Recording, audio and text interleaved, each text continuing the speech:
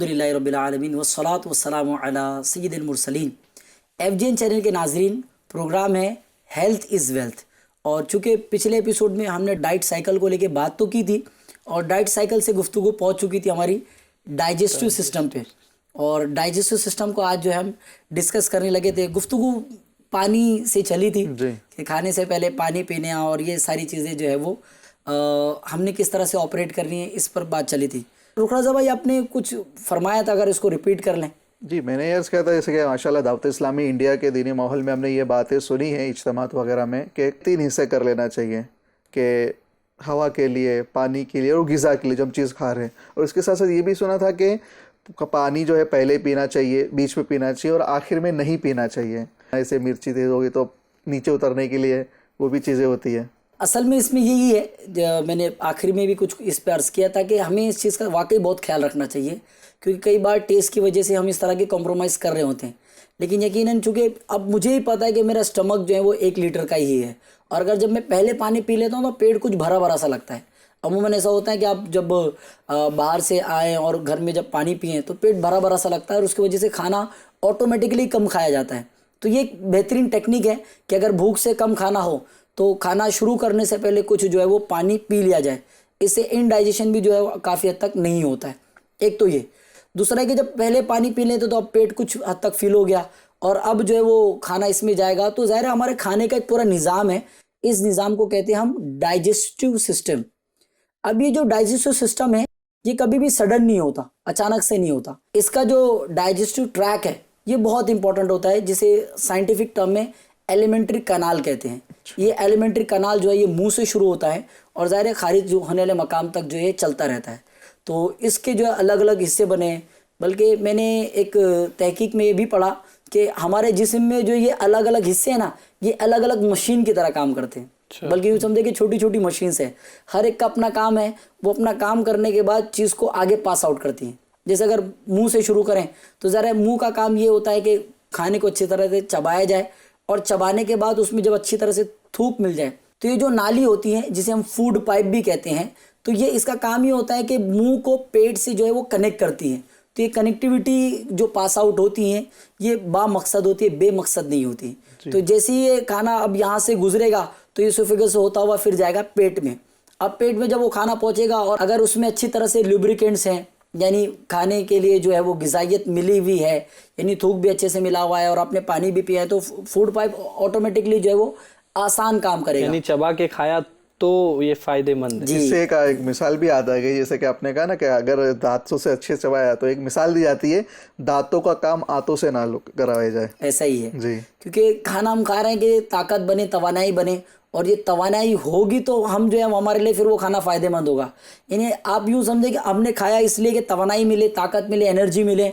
अब हमने वो एनर्जी जो ली ना, उसी एनर्जी को हम अब खाने को हजम करने के लिए वो एनर्जी यूज़ हो रही है। कि खाना जो हम खा रहे हैं चबाना है, तो अब उसके जैसे ऊपर से नीचे जाने के लिए आपने कहा है तो पहले शुरुआत मुंह से हो रही है, तो चबाना कितनी देर चाहिए? क्योंकि मैंने अलग अलग लोग तहकीद कहते हैं कि इतना चबाओ कि पानी बन जाए फिर वो अंदर जाए। बताया जाता है कि मुंह में जितने दांत हों उतने बार चबाया जाए। किसी के 32 तो किसी के होंगे नहीं, किसी के 26, जितने भी हों, मिसाल के तौर पर उसने इस तरह बताया था कि जितने दांत हो उतनी बार चबाइए तो आपका जो निज़ाम जो अच्छे से होगा। वैसे मेरे लिए तो ये जो है वो नया है कि जितने दांत उतनी बार चबाया जाए। 32 वाला तो मैंने भी सुना है कि खाने को 32 बार चबा के खाएं इस तरह से।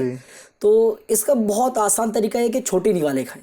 अच्छा, सबसे इम्पोर्टेंट ये है कि निवाले छोटे लें आप।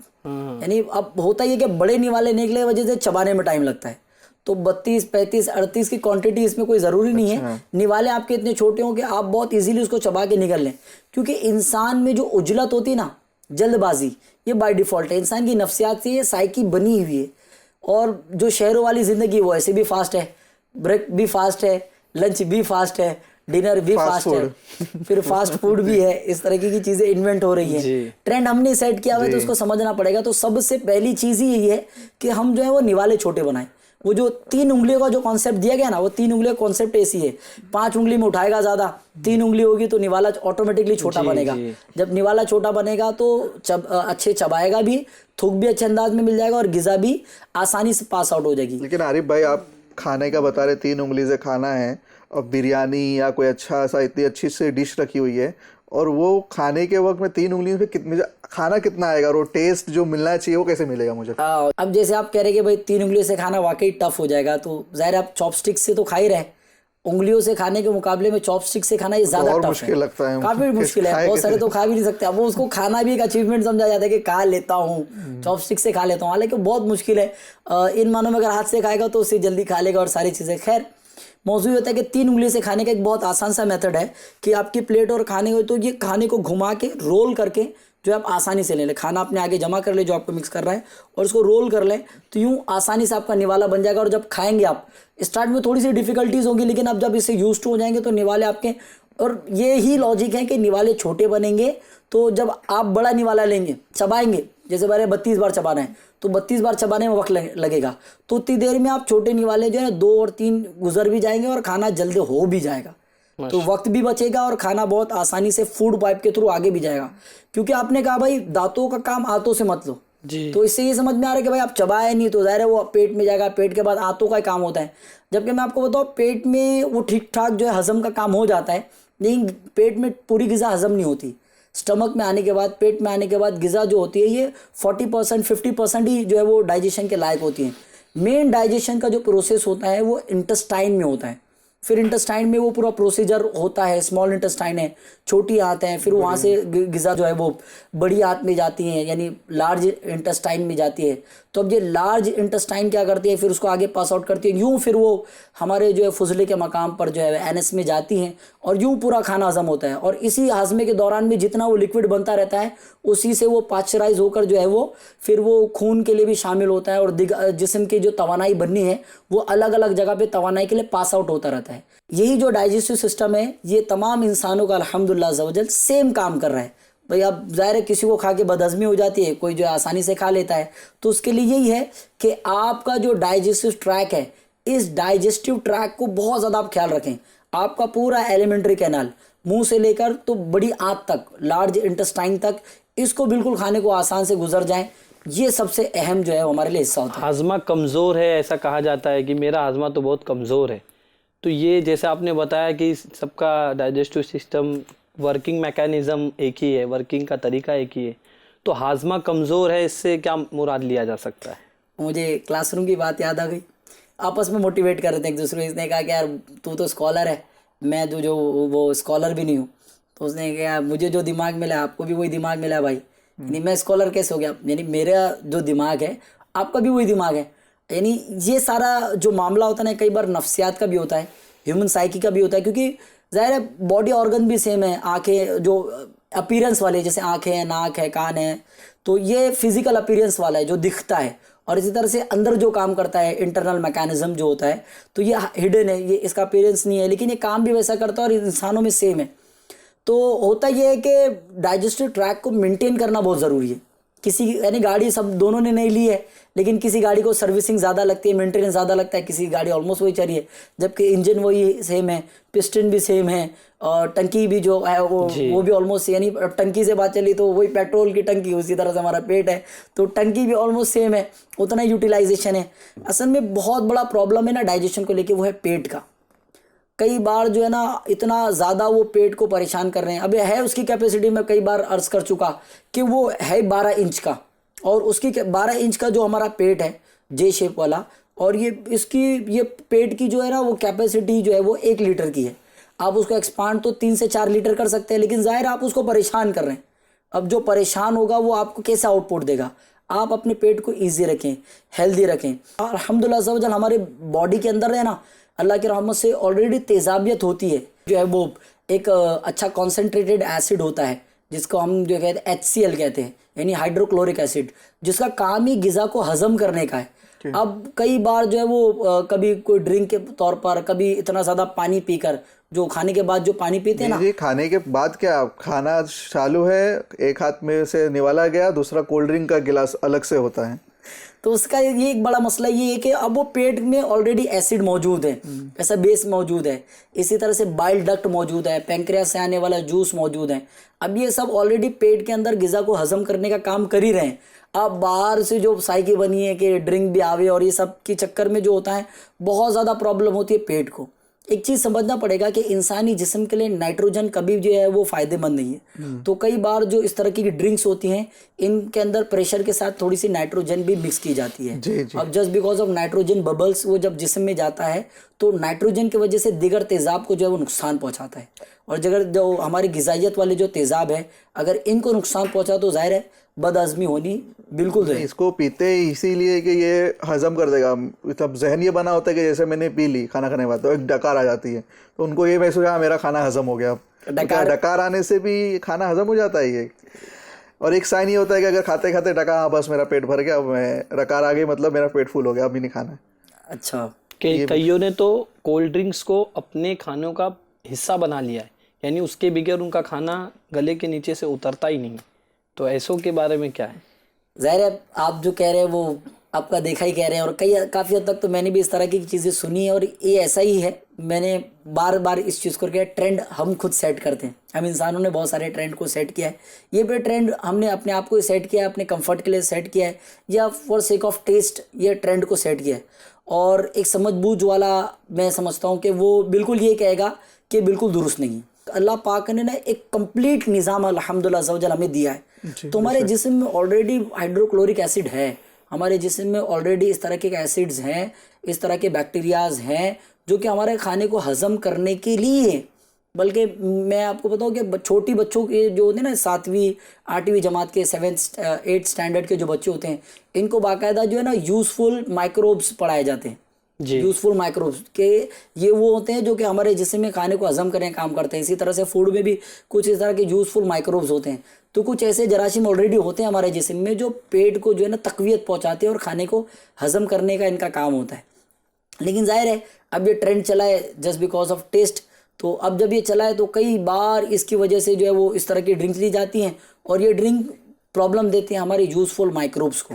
इस तरह के माइक्रोब्स जो होते हैं ये यूज़फुल ज़रूर होते हैं, लेकिन इस तरह के अलग से जो एसिड्स आते हैं, इस तरह के अलग से जो बेस पिए जाते हैं किसी भी, चाहे वो सॉफ्ट ड्रिंक के नाम पर हो, तो ये कहीं ना कहीं हमारे माइक्रोब्स को ख़राब कर देते हैं, माइक्रोब्स को जो है वो ख़त्म कर देते हैं। कोल्ड ड्रिंक्स को फिर रिप्लेस किया जाए छाछ या दही ये सब चीज़ से तो वो बेटर रहेगा और हमारे हेल्थ को वो फ़ायदा भी करेगा। देख लिया जाए वैसे तो मैं एग्री करता हूँ, यानी कोल्ड ड्रिंक का रिप्लेसमेंट तो हो सकता है, लेकिन मेरा ऐसा जहन है कि आप इस कॉन्सेप्ट को निकाल दें कि खाने के साथ कुछ ना कुछ इस तरह का चाहिए। छाछ पी जा सकती है, बहुत अच्छी चीज़ होती है क्योंकि इसके अंदर ऑलरेडी चूँकि ये बनती दूध से है तो इसमें हायर लैक्टोज होता है, और लैक्टोज और इसके अंदर का जो प्रोटीन होता है ये सॉफ्ट प्रोटीन होता है, यानी अमीनो एसिड के फॉर्म में होता है। तो यूँ तो अल्हम्दुलिल्लाह ज़वजल जो है भी बहुत अच्छा और जिस्म को जो है वो बिल्कुल डाइजेस्ट करने के लिए अच्छा ही है, फ़ायदा ही देगा। चाहे आप दही खा लें, चाहे इस तरह की छाछ खा लें, इस तरह की चीज़ें होनी चाहिए। लेकिन इस तरह की सॉफ्ट ड्रिंक का जहन ना बनाया जाए, ना इस तरह का कोई माइंड सेट किया जाए कि खाने के साथ ये सारी चीज़ें नेसेसरी है। ये खाने का अहम जुज़ नहीं है, लेकिन खाने के साथ इस तरह की हल्की फुल्की चीज़ें खाई जा सकती है ताकि पेट को थोड़ा आराम मिले। जैसे कि आरिफ भाई अभी बात चल रही है खाने के दरमियान कोल्ड ड्रिंक पीने की, जैसे आपने बताई ये अवॉइड करना अच्छी क्योंकि ये सेहत के लिए भी मुज़िर होते हैं। लेकिन साथ साथ ये भी कहा जाता है कि खाना खाया, अब खाने में कोई तेज़पन होता है, तेल ज़्यादा होता है या कोई मिर्च ज़्यादा होती है, अब उसको नीचे की तरफ लाने के लिए चाय का इस्तेमाल किया जाता है। तो चाय यहाँ पर भी आ रही है, तो क्या चाय पीने से वो तेल वगैरह के जो असरात है वो कम होते हैं? ये लोग कहते हैं कि इसको पीना चाहिए अगर तेल वाला ज़्यादा खा लिया या चिकनाहट वाली ज़्यादा चीज़ खा ली तो। कभी कभार मौका माहौल के हिसाब से कभी आ गया तो ठीक, लेकिन अब इसको आदत बना लेना, क्योंकि अभी जैसे मैंने बताया कि ये जो यूज़फुल माइक्रोब्स हैं ना इनको आप अजियत नहीं दे सकते। ये पेट में इनका काम ही यही है कि आपकी ग़िज़ा को हज़म करें, और अल्लाह ना करे अगर खाने के साथ कोई इस तरह के जो है वो हार्मफुल माइक्रोब्स हैं इनको नुकसान पहुँचाएंगे तो इनसे वो डिफेंस करें और उसको बचाएं। तो कई बार इस तरह का जो लिक्विड होता है ना, चाहे सॉफ्ट ड्रिंक की सूरत में हो चाहे चाय वगैरह हो, ये जब अंदर जाता है तो इस तरह के माइक्रोब्स को जो है ना वो नुकसान पहुंचाता है, ये ख़त्म हो जाता है। एक बार जैसे इन्होंने दिया कि छाछ ले लिया जाए या दही ले लिया जाए, तो ये ऑलरेडी एक बैक्टीरिया से बनते हैं, उस बैक्टीरिया का नाम है लैक्टोबैसिलस। तो ये भी जो है वो यूँ समझे कि यूज़फुल माइक्रोब है। तो लैक्टोबैसिलस अगर बॉडी में जाता है तो इन मानों में ग़िज़ा के हज़म में फ़ायदा ही होता है, इसमें इन मानों में कोई नुकसान नहीं था, फ़ायदा ही था। लेकिन अब इस तरह की चीज़ें जाती है तो इन पर लोड भी बढ़ता है। एक ऑलरेडी गिजाइत बढ़ गई, अब गिजाइत की वजह से अब इनके लिए हजम करना और मुश्किल हो गया। और अगर इसमें जो है वो अलग अलग तरह के, जैसे नाइट्रोजन मिक्स्ड है, नाइट्रोजन के साथ अगर कोई फॉस्फोरस मिक्स्ड है या इस तरह का कोई और गिजाई जूस मिक्स है जो गिजाइत से कनेक्ट नहीं है, उसमें न्यूट्रिशंस नहीं है, तो ज़ाहिर इस तरह के पैथोजेंस को नुकसान होगा।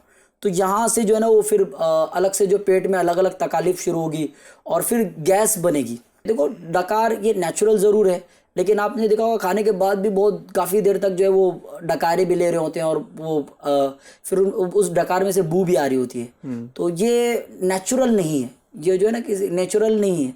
ये होता यही है कि इन मानों में बदहजमी की जो है वो शुरुआत होती है। तो कहीं ना कहीं ये इस वजह से ही अरे भाई होता है। एक ये बात भी सुनी गई है कि एयर इनटेक जितना रहता है उस हिसाब से हमारा डकार वगैरह का जो सिलसिला, जैसे ही वो डाइजेस्टिव सिस्टम में फूड आगे बढ़ा तो वो स्पेस जो खाली है तो एयर, कोई कोई तेज़ी से खाना खाते हैं या पानी जैसे कि बताया गया ऐसा ऊपर से पीते हैं, तो एयर इनटेक जी एयर इनटेक होने के वजह से भी एक डकार का सिलसिला रहता है। ये तो अंडरस्टूड है। जाहिर है डकार में आप रिटर्न में क्या देते हो, हवाई खारिज होती है आपके आवाज़ के साथ, बस चूंकि ये कि पंप होती है तो इस वजह से उसमें जो है वो आवाज़ पैदा हो जाती है। होता यही है कि आप किसी भी चीज़ का प्रेशर बनाते हो, जब आप चीज़ों पे प्रेशर बनाते हो तो प्रेशर जब आप बनाते हो तो वहाँ से फिर हवा निकलने की कोशिश करती है। अब आप कहीं किसी चीज़ पे प्रेशर डाल रहे हो तो वहाँ पे जो हवा मौजूद है ना वो उस हिस्से से निकलती है। इसीलिए दो टर्म यूज़ किए जाते हैं, एक हम कहते हैं एम्प्टी यानी खाली, तो और एक होता है वैक्यूम। एम्प्टी भी खाली होता है, वैक्यूम भी खाली होता है, लेकिन एम्प्टी अगर खाली भी कर दिया जाए ना तो उसमें हवा मौजूद होती है, यानी चीज़ें आप निकाल लें उसमें, लेकिन हवा उसमें मौजूद होगी, ये नेचुरल है। और वैक्यूम जो होता है ना, वैक्यूम इसमें से हवा भी निकाल ली जाती है। आप देखिए वैक्यूम पैकिंग होती है, वो खजूर होती है, इस तरह की फूड पैकिंग करते हैं तो उसमें से हवा भी खींच लेते हैं, उसके बाद उसको कंप्लीट पैक करते हैं ताकि उसको हवा ना लगे। गद्दा इतना बड़ा सा होता है उसको वैक्यूम करके एकदम, हाँ, तो इस तरह का करने का एक तरीका होता है, एक तरह का मेथड है और एक इन्वेंशन और अच्छा भी है, लेकिन बहुत सारा इन सारी चीज़ों पे जो है ना डिपेंड नहीं हो जा सकता। तो कई बार जो होता है ना प्रेशर दिया जाता है, जहाँ प्रेशर बढ़ेगा वहाँ से एयर को जो है ना वो प्रॉब्लम होगी। ये डकार का प्रॉब्लम ये है कि बहुत ज़्यादा प्रेशर बनाया जा रहा है पेट पर, तो पेट में जगह ही नहीं है ना, क्योंकि अब खाना देखो ये मेथड समझना पड़ेगा कि खाना धीरे धीरे हजम होता है, या तो पूरा जो है वो हमारी आंतों में इंटेस्टाइन में नहीं हजम होता, पेट में जब वो धीरे धीरे होता है तो वो वॉल ऑफ द स्टमक है ना, यानी पेट की जो दीवार है वॉल ऑफ द स्टमक, इन पर जो है ना वो एब्जॉर्ब होता रहता है खाना। तो ये एब्जॉर्ब होता है पीछे से आने वाले हल्के प्रेशर की वजह से। जब खाना बहुत तेज़ी के साथ प्रेशर से आएगा तो वॉल पे वो एब्जॉर्ब नहीं होगा, फिर आगे वो इंटेस्टाइन की तरफ पास हो जाएगा, क्योंकि हमारे जिस्म में अभी जो है ना सबसे बड़ा ऑर्गन स्मॉल इंटेस्टाइन है। बताया जाता है कि एक नॉर्मल ह्यूमन बीइंग की जो इंटेस्टाइन होती है वो तकरीबन 18 फीट लंबी होती है। अच्छा, 18 फीट लंबी होती है और अच्छी डेंस होती है ना, तो इस वजह से भी है ना आगे जो ये पास आउट होने वाला हिस्सा बहुत इंपॉर्टेंट होता है। तो ऐसे भी पेट को बड़ी जल्दी होती है कि खाने को जो है वो आंतों की तरफ ढक ले, तो अगर आप इसमें मदद करते हो, यानी इस तरह की चीज़ों से ओवर फूडिंग करते हो, ज़्यादा ऊपर से चीज़ें डालते हो, तो इसकी वजह से अब स्टमक में नहीं रुकता, अब वो धीरे से ढकल कर जो है वो आगे आंतों में चला जाता है, फिर जाहिर है आंतों का फिर अपना एक पूरा काम है। तो यही बात समझ में आ रही है गुफ्तगू से आपकी कि जिसे बताएगा पहले पानी पी लेना है, बीच में पी लेना है खाने के दौरान, आखिर में नहीं पीना है, और ना कोई भी चीज़ पीने से पानी ना हो, बल्कि जैसे कोल्ड ड्रिंक है वो भी साथ में ना इस्तेमाल किया जाए, ना पानी इस्तेमाल किया जाए, ताकि निज़ाम इंहिज़ाम जो है वो अच्छे से और तेज़ी से ना खाया जाए। ये बात भी समझ में आई। असल में नईम भाई आपने जो कहा ना कि वो एयर प्रेशर वाला, ये तो चलो पेट में तो चल जाएगा क्योंकि 12 इंच है ना वो लंबा और उसके अंदर कुछ जो है कैपेसिटी है, लेकिन आंतों का क्या करेंगे कि स्मॉल इंटेस्टाइन जो है इसके कुछ हिस्से होते हैं, अभी 18 फीट की लंबी है तो इसके 3 हिस्से बनाए गए। तो पहला जो हिस्सा होता है तकरीबन 25 सेंटीमीटर का, उसको ड्यूडेनम कहते हैं, ये बहुत ज़्यादा जो है वो इम्पॉर्टेंट होता है। बीच वाला जो हिस्सा होता है उसे जिजेनम कहते हैं, और ये यहाँ पर जो है ना वो प्रॉपर डाइजेशन का हिस्सा होता है। और आखिर वाला जो हिस्सा होता है, अच्छा ये बीच वाला हिस्सा ना 2.5 सेंटीमीटर का होता है, बहुत ज़्यादा तो ये बड़ा नहीं होता, और आखिर वाला हिस्सा जो है वो इससे बड़ा होता है, 3.5 से 4 जो सेंटीमीटर का होता है। ये जो होता है वो इलियम होता है। अब ये जो इलियम होता है, ये हिस्सा जो होता है ये बिल्कुल कनेक्टेड होता है आपके लार्ज इंटेस्टाइन से, यानी बड़ी आंत से ये कनेक्ट होता है।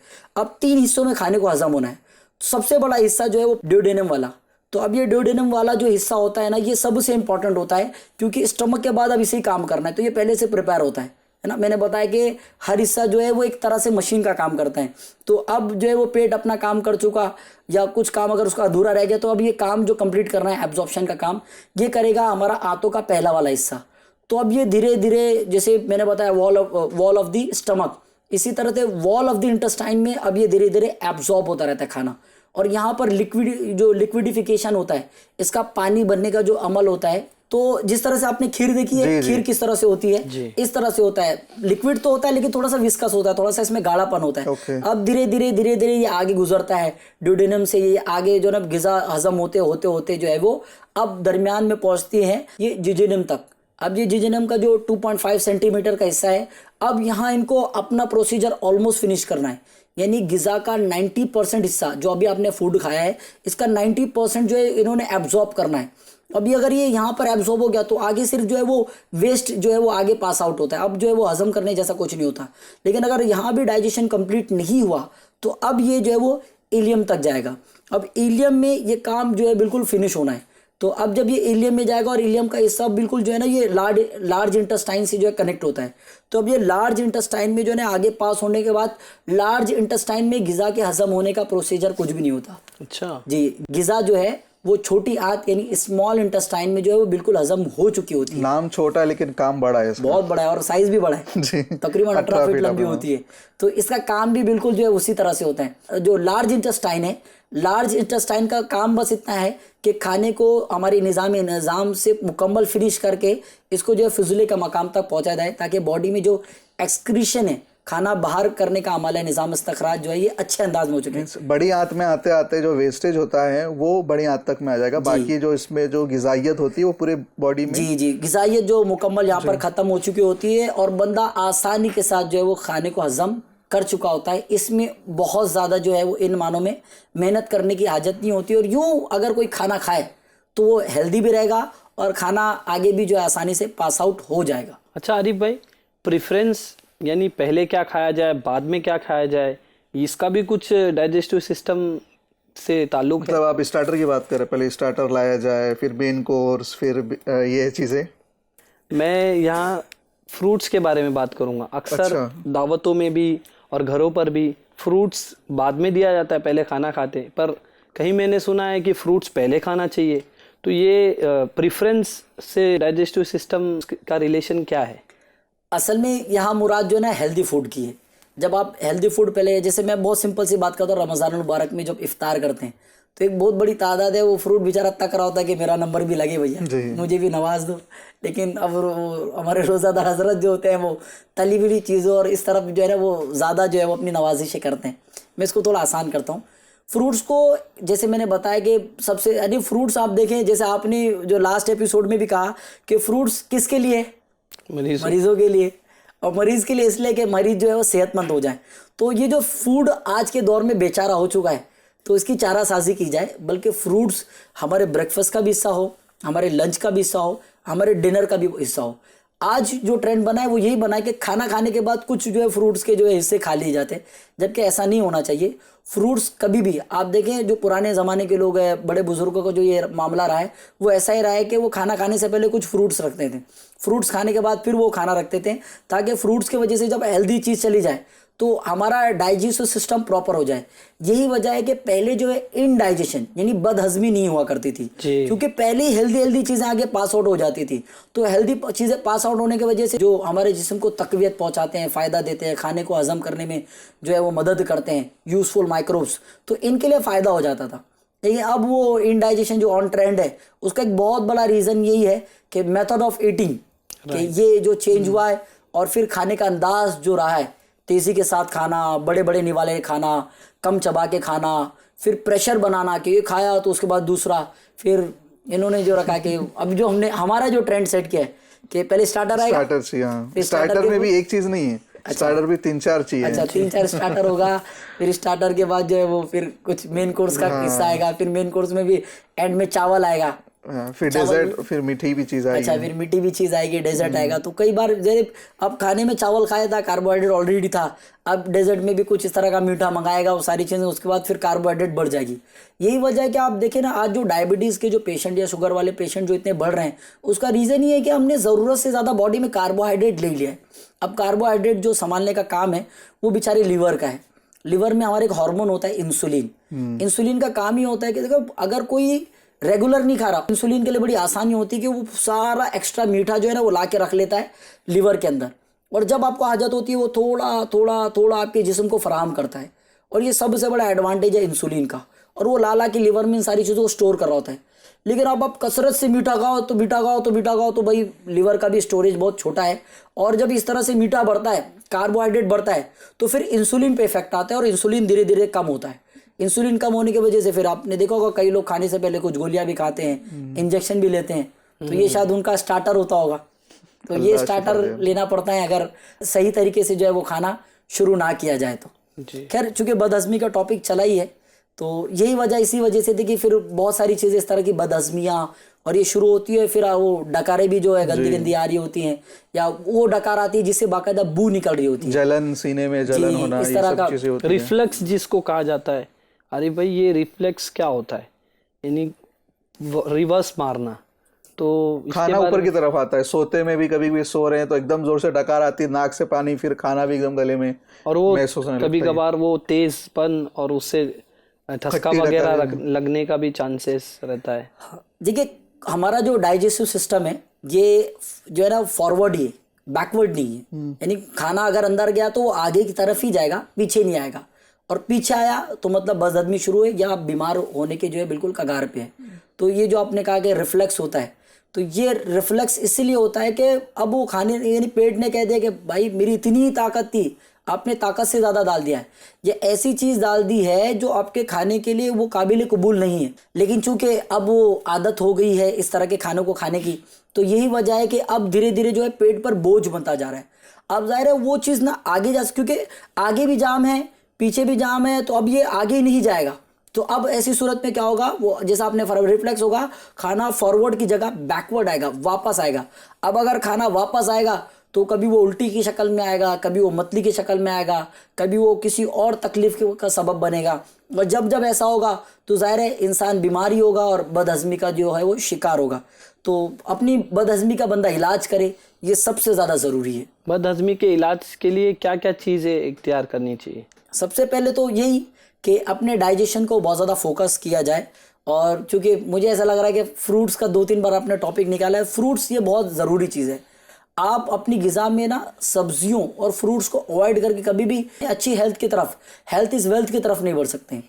अगर आपको हेल्थ इज़ वेल्थ चाहिए तो आपके खाने में जो है वो सब्ज़ी और फ्रूट्स ये होने ही चाहिए, ताकि आपके बॉडी में वाइटामिन्स और फाइबर्स और इस तरह की जो दिगर ग़िज़ाइयत है ये बड़ी तादाद में आपके जिस्म में पहुँचते रहे। तो एक तो ये आपने बताया सब्जी और फ्रूट होना चाहिए। अब जो नॉनवेज वाला है तो उसको फिर तो आप मायूस कर देंगे, नॉनवेज में क्या ये सब चीज़ें हमें नहीं मिल पाएंगी? चलो, अगर सब्जी निकाल भी दी जाए तो फ्रूट्स, तो मुझे ऐसा लगता है कि कितना भी हायर नॉन वेजिटेरियन हो, उसे फ्रूट्स को अपने खाने में बहुत ज़्यादा जगह देने की हाजत है। वरना अगर आप बहुत कसरत, देखिए कई बार जैसे एक कॉन्सेप्ट जो है ना साइंस में पढ़ाया जाता है जिसे हम कहते हैं अडप्टेशन। जी, अडप्टेशन का कॉन्सेप्ट क्या होता है पता है? हम किसी भी चीज़ को अडप्ट करते हैं, अडॉप्ट से बनाए इसको जल्दी पढ़ते हैं अडप्ट करके। अभी अगर वो कोई शख्स जैसे बॉम्बे वाला वो साउथ या नॉर्थ में शिफ्ट हुआ, तो साउथ और नॉर्थ का कल्चर थोड़ा सा अलग है। जैसे मेरे कलीग हैं, कॉलेज के दोस्त हैं, वो जो है वो चेन्नई शिफ्ट हुए हैं, वो बताते हैं कि वो सुबह भी इडली खाता हूँ, शाम में वो इडली डोसा चलता है, और रात में भी कुछ इस तरह का चल रहा है। जबकि इन मानों में जो है वो स्टीम किया हुआ, बॉयल किया हुआ खाना जो है वो को ओवर कुक्ड करने से ज़्यादा बेहतर होता है, या तलने से जो है वो ज़्यादा बेहतर होता है। लेकिन ज़रा अब वो चीज़ खा के अब वो है ना उनको अडप्टेशन आ गया। अब उनको थोड़ा सा भी स्पाइसी दो या थोड़ा सा भी इस तरीके का खाना दो ना, तो उनको जस्ट बिकॉज ऑफ अडप्टेशन बड़ी तकलीफ से होती है कि नहीं भाईजान मैं नहीं खा पाऊँगा, मेरे लिए थोड़ी सी आजमाइश का सबब है, क्योंकि अब साल 1.5 साल से रह रहे हो, अब बॉडी ने क्या अडप्ट कर लिया है, बॉडी ने ये इस तरह की जो है ना वो सादे खाने को अडप्ट कर लिया है, तो आप उसको थोड़ा मसाले वाला जो है वो नहीं कबूल कर पाता। तो आपको देखना पड़ेगा कि कहीं आपकी बॉडी नॉन वेज की अडप्ट तो नहीं होगी, आप बहुत ज़्यादा गोश्त मछली इस तरह की जो चीज़ें खा करके बॉडी को आपने इसका अडप्टेड तो नहीं कर दिया है। तो अब ऐसी सूरत में आपको क्या करना पड़ेगा कि वही चीज़ के खाने से पहले कुछ फ्रूट्स खा लें। ओके। बहुत अच्छा है कि जो बहुत फेवरेट समझा जाता है केला और सेब, अमूमन इसको पसंद करने वाले लोग हर जगह मौजूद हैं। इसको मैंने कहीं नहीं कहीं सुना कि मुझे सेब नहीं पसंद है, मुझे बनाना नहीं पसंद है। ये वो फ्रूट हैं जो कि अमूमन लोगों में, मैंने तो जो ये भी देखा है कि वो आम भी बहुत रहे, क्योंकि आम जो फलों का बादशाह है, लेकिन बहुत सारे के वो आम जो है इन मानों में पसंद नहीं कर पाते। ये कि फ्रूट्स तब माशाल्लाह जो है वो आपको फ़ायदा ही फ़ायदा देंगे, फ्रूट्स खाने में आप जो है वो फ़ायदे में रहेंगे। लेकिन ये 2 फ्रूट जो है ना ये इजी टू डाइजेस्ट है और बहुत आसानी से इसकी जो है ग़िज़ाइयत आदमी महसूस करता है। बनाना के हवाले से बताया जाता है कि ये इसमें फाइबर है और उसका खाने का वक्त भी, यानी रात में ना खाया जाए, सुबह में खाया जाए या दोपहर में खाया जाए, रात में अवॉइड किया जाए। तो इस हवाले से कुछ आप बताइए। कोई भी चीज़ जो है ना, एक चीज़ जैसे इस प्रोग्राम को भी जो सुन रहे हैं हमारे एफजेन चैनल के नाजरीन, मैं तमाम को ये रिक्वेस्ट करूंगा कि कोई भी चीज़ आप अपने तौर पे बहुत ज़्यादा ना करें। अगर देखिए जैसे कई बार होता है कि जिस्म की अपना अलग अलग नोयत है, तो आपके जो फैमिली डॉक्टर्स हैं इनसे एक बार मशवरा कर लें आप, क्योंकि इन मानों में तो ये सेहत के लिए फ़ायदेमंद ही फ़ायदेमंद है।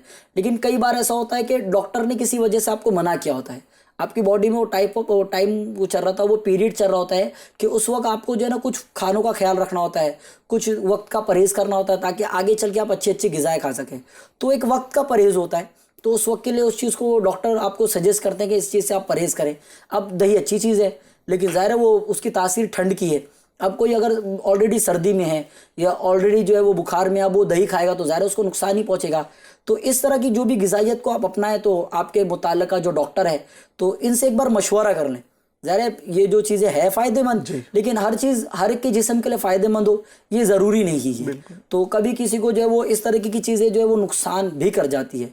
तो अपने मुताल्लिका जो डॉक्टर्स हैं, आपके ताल्लुकात वाले जो डॉक्टर्स हैं, फैमिली फिजिशियंस हैं, इनसे एक बार डिस्कशन कर लें, उसके बाद जो है इस तरह के खानों की तरफ जो है बढ़ा जाए। कई बार जिस्म ने भी खुद मना कर देना होता है कि ये जो है ना वो नहीं तुम्हारे लिए अच्छा, तो रुक जाएं। वैसे तो फ्रूट्स में सेब ऐसा कॉमन फ्रूट है कि आप कभी भी किसी भी वक्त खा सकते हैं। An apple a day keeps doctor away, ये बचपन में सुना है, मशहूर है काफी, मशहूर भी है। डॉक्टर हजरात टेंशन में आ जाएंगे, भाई हमें दूर कर रहे हो। तो एक एप्पल काफ़ी है कि 2-3 एप्पल खाया जाए? ये तो जाहिर है मैंने वो कि अच्छी चीज़ भी जो है वो नुकसानदेह है, और फ्रूट कभी भी जो है वो बहुत ज़्यादा पेट भरने के लिए नहीं होते। फ्रूट्स जो है ना एक तरह से इन्होंने जैसे बताया कि स्टार्टर होता है, आप उसको लेकर जो है ना आपके निज़ाम को दुरुस्त कर सकते हैं। यानी देखिए सबसे पहले जो है ना खाने से पहले आपने पानी पी लिया, तो अब जितना भी आपका जो है ना वो हाइड्रेटेड हो गया, आपका जो है ना पूरा ट्रैक जो है वो एलिमेंट्री कैनाल का वो हाइड्रेटेड हो गया, जो है वो पानी से तर हो गया। अब थूक से और सारी चीज़ों से ग़िज़ा बहुत आसानी से जो है नीचे पास आउट होती चली जाएगी। तो अब ये जो है ना आपने रास्ता बड़ा आसान कर दिया। अब आपने जो शुरू ही फ्रूट से किया, तो फ्रूट के वजह से आपके जो पेट में जो यूज़फुल माइक्रोब्स हैं ये आपको माशाल्लाह फ़ायदा देंगे और इनको तक़वियत मिलेगी। तो अब आपने स्टार्टिंग ही बहुत अच्छी की है। जब स्टार्टिंग अच्छी की ना, अब अगर थोड़ा सा यानी इन मानों में थोड़ा सा मेथड गड़बड़ हो गया या खाने में थोड़ी जल्दबाजी हो गई तो कहीं ना काफ़ी हद तक संभाला जा सकता है। लेकिन शुरुआत ही गड़बड़ कर दी जाए और फिर यूँ लोड बढ़ाया जाए, प्रेशर बढ़ाया जाए, तो अब जो है वो निज़ाम काफ़ी हद तक डिस्टर्ब हो सकता है और आप परेशानी का जो है वो शिकार हो सकते हैं। यानी बाद में नहीं, पहले खा लिया जाए। और ये भी है कि आपकी गुफ्तगू से चले आपने फैमिली डॉक्टर से भी डिस्कस करे तो कौन सा फ्रूट उनके जिस्म के लिए ज़्यादा सेहतमंद होगा, अच्छा होगा, तो पहले अपने फैमिली डॉक्टर से भी देख ले, क्योंकि आपने कहा था सेब है तो केला है, इसकी तासीर भी हिसाब से अमीर अहले सुन्नत एक बहुत अच्छी तरगीब दिलाते हैं कि जो है ना वो यकदम गिर बने। कई बार ऐसा होता है कि कुछ देर तक इस डॉक्टर से दवाई ली, फिर जो है क्योंकि ज़ाहिर है ज़िंदगी है तो ऐसा है कोई है नहीं कि मैं कभी बीमार पड़ूंगा ही नहीं, कुछ ना कुछ ज़िंदगी में ऐसा लगा रहता है। और आसपास भी पोल्यूशन इस तरह की चीज़ें हैं कि कई बार किसी वजह से जो है वो एक एंटीजन बॉडी में जाता है और फिर जब तक वो जो है वो उसका एंटीबॉडी बनता है यानी उसका इलाज बनता है तब तक वो जिस्म को बीमार कर चुका होता है। तो कई बार इस तरह के मामला भी होते हैं। तो अब वो क्या होता है, कभी इस डॉक्टर से लिया, कभी उस डॉक्टर से लिया, कई बार डॉक्टर बदल रहे होते हैं। तो मैंने देखा कि अमीर अहले सुन्नत एक बहुत अच्छी तरगीब दिलाते हैं कि आप जो है ना किसी एक डॉक्टर के जो है वो करे जाए, उस डॉक्टर को अपने से सेट कर लें, उस डॉक्टर के मिजाज को समझ लें। अब वो डॉक्टर आपके मिजाज को समझता है, आपके जिस्म की नोयत को समझता है, आपकी ग़िज़ाइयत को समझता है, तो आपको मशवरे भी वो वैसे देगा। और अगर अल्लाह ना करे अगर एक बार में आपको फ़ायदा नहीं हुआ तो आप दूसरी बार उसके पास पहुँचे बताएं। तो अगर कोई इस तरह के चेकअप्स वगैरह हो गए तो वो बताएगा और वो जल्दी समझ पाएगा, वरना आप डॉक्टर ही बदलते रह जाएंगे और आजमाइश का भी शिकार होंगे। नहीं, मेरा सवाल ये था आपसे, ये अर्ज कर रहा था मैं आपसे कि जैसे कि आपने कहा ना कि फैमिली डॉक्टर से मशवरा ले लेना चाहिए, तो जो फ्रूट्स पहले खाने हैं, क्या फ्रूट्स कौन से खाने हैं, तो वो अगर डॉक्टर के मशवरे से खा ले या जो पसंद है वो खा लें सिर्फ? नहीं, वैसे तो इन्होंने कोट करके बता ही दिया। सेब ऐसा फ्रूट है कि आप खाने से पहले बहुत आसानी के साथ खा सकते हैं, लेकिन अगर वो नहीं अवेलेबल है सारी चीज़ें, क्योंकि उसमें जो है ना वो तासीर भी अच्छी है और खाने के लिए बहुत आसान है। इसके अलावा फ्रूट्स में भी बिल्कुल डॉक्टर से मशवरा तो ज़रूर किया जा सकता है कि कुछ ऐसे फ्रूट्स होते हैं जो जिस्म को फ़ौरन तक़वियत दे देते हैं। किसी जिस्म के लिए कोई फ्रूट्स बहुत ज़्यादा जो है वो आसान हो जाते हैं हज़म करना और उससे ग़िज़ाइयत हासिल करना बहुत आसान हो जाता है। तो यूँ भी जो है अल्हम्दुलिल्लाह अज़्ज़ा वजल किया तो जा सकता है बिल्कुल, बल्कि मैं तो माशाल्लाह आपकी बात को ही आगे लेकर कहूँगा कि करना चाहिए, इससे इंशाल्लाह फ़ायदा ही होगा इंशाअल्लाह करीम। अभी जो है अगर किसी को हज़म नहीं हो रहा है, खाना बदहज़मी हो गई है, तो उसके लिए क्या आप बताएं, सोल्यूशन देंगे, क्या आप टिप्स देंगे, उसके लिए बता दीजिए। सबसे पहले तो यही कि खाना जो है वो आसान अंदाज से उसके वक्त पे खाया जाए ताकि बदहज़मी से जो है वो इन मानों में जो है वो बचा जाए। इसके अलावा बहुत सारे लोग जो है ना क्रेविंग का शिकार है, फूड क्रेविंग।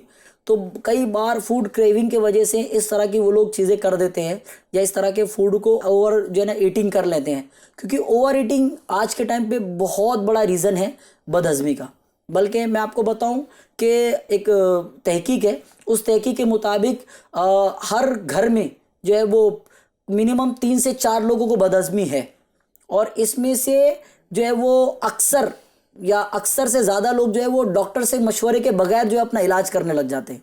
और ये बहुत, ये नहीं समझे कि 5 में से 3 लोगों को बदहज़मी है, और ये वो लोग हैं जो डॉक्टर से मशवरे नहीं करते हैं, या तो मेडिकल पे जाकर अपने तौर पे बोलकर कुछ इस तरह की दवाइयाँ ले ली या दूसरे जो है ना उपाय और नुस्खों की तरफ चले जाते हैं। ये एक बहुत बड़ा ड्रॉबैक है। तो सबसे पहले तो ओवर फूडिंग से बचें, बहुत ज़्यादा, यानी जान से ज़्यादा ना खाएं, ताकत से ज़्यादा ना खाएं, यानी भूख से कम खाएं।